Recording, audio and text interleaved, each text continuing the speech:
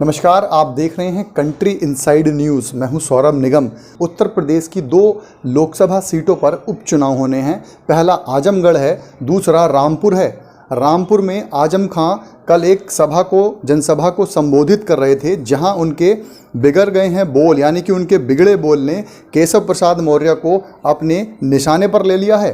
केशव प्रसाद मौर्य को कई अपशब्द कहे हैं। हालांकि आजम खां ने केशव प्रसाद मौर्य का नाम ना लेते हुए उनको इनडायरेक्ट वे में कहा है कि जो अपनी सीट नहीं बचा सका है, उसको खैरात में डिप्टी सीएम बना दिया गया है। ऐसे ही तमाम तंज भरे लहजे में वो पहले भी कई बार मीडिया से मुखातिब हो चुके हैं। कल एक जनसभा को रामपुर की ईदगाह पर वो संबोधित कर रहे थे, जहां उन्होंने डिप्टी सीएम केशव प्रसाद मौर्य का नाम लिए बिना ही उन पर तंज कसा है। उन्होंने बोला है कि जो अपनी सीट नहीं बचा सका है, उसको खैरात में विधानसभा भेज दिया गया है, उसको उप मुख्यमंत्री बना दिया गया है।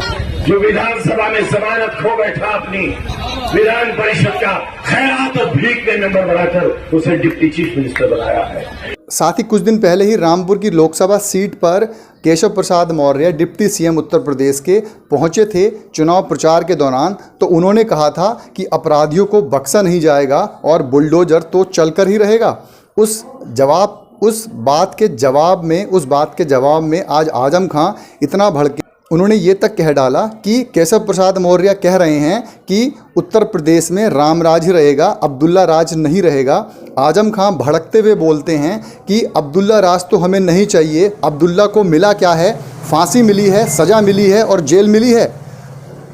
उन्होंने किसी का नाम तो नहीं लिया, मगर इस लहजे से साफ है कि वो बौखलाहट है या फिर उनके जेल में रहने के दौरान जो उनको परेशानियां हुई हैं उसकी बौखलाहट है। क्योंकि 27 महीने के जेल के बाद वो बाहर आए हैं और जब से बाहर आए हैं मीडिया से मुखातिब होते हुए कई बार वो तंज यूपी सरकार पर कहें, केशव प्रसाद मौर्य पर कहें, प्रधानमंत्री पर कहें, ऐसे ही तमाम लहजे वो प्रयोग कर चुके हैं। अब देखना ये होगा कि अपने बेटे को लोकसभा चुनाव में वो जीत दिला पाते हैं इस प्रकार के बयान से, या हार मिलती है। ये तो अब से कुछ दिन के बाद देखने में ही मालूम होगा। सौरभ निगम, कंट्री इनसाइड न्यूज़, लखनऊ।